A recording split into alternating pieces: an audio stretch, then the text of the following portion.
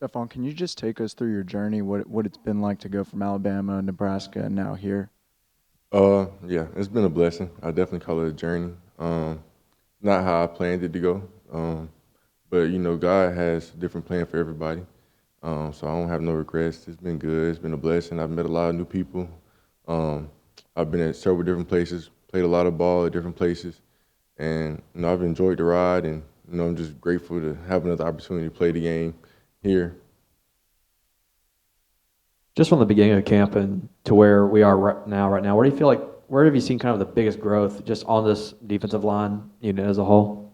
I think the biggest growth is us getting closer, growing as brothers. We have a great relationship on the field, but we also do things connect off the field as well.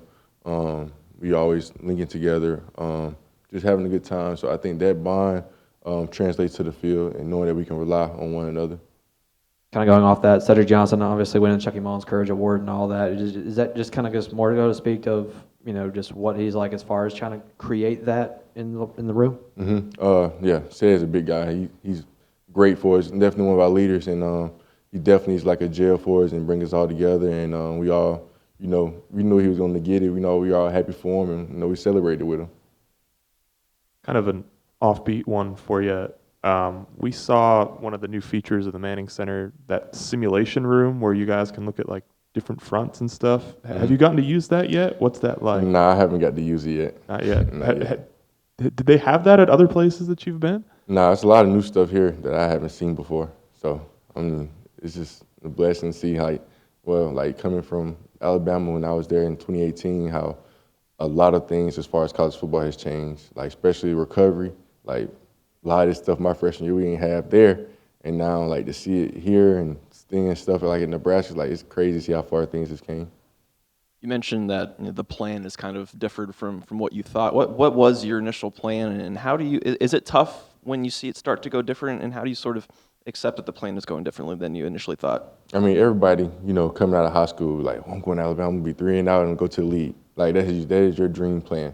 But in reality, you can't control, some of the factors that go into it.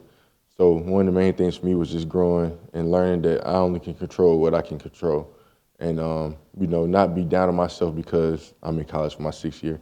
Like, maybe this is what God has in plan for me. It's like, I don't know what his plan is for me. So all I can do every day is just make the best of every opportunity that he gives me. And that's really how I grew. Because at first, it was definitely, difficult just being like, dang, this is not how I thought college would be. So, but, just, relying on God and knowing that he has a plan, that made it very much easier.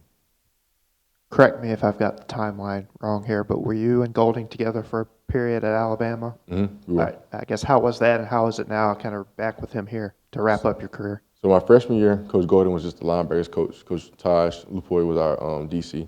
And then my next few years there, he was the DC. So yeah, we have a relationship going way back. So now I was just a kid.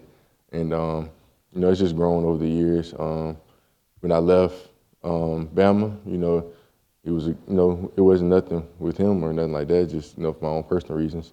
And then when I ended up leaving Nebraska, he reached out to me and presented the opportunity, and I took advantage of it because, him being a DC, me being a D lineman, we did have a relationship when I was at Alabama. So now it just seemed like the perfect opportunity.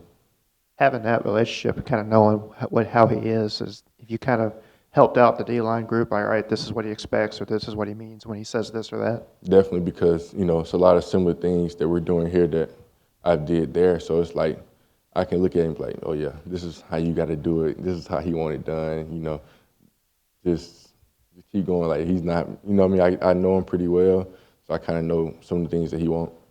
You kind of answered a little bit of the question there, but when Pete Golding was in here a couple weeks ago and he was asked about what was it like working underneath Nick Saban and what was it like working underneath Lane Kiffin, he mentioned that some of the same things that they did at Alabama that they're doing here. In what ways have you kind of seen that? A lot of ways, even like from how the schedule of camp has been going, like it's a lot of similarities to how we did things at Bama here, and it made my transition here very much easier because there's a lot of things that I'm used to. But I guess he's kind of across the board as far as the organizational aspect, the player development. I mean, is it kind of somewhere in that regard as well, or? Just, you know, the way Coach Kiffin, you know, I mean, of course, he runs his program differently than Coach Saban does. But, I mean, he has some things that are similar as far as how we practice, you know. There's some of the things that are similar to what we did with Coach Saban.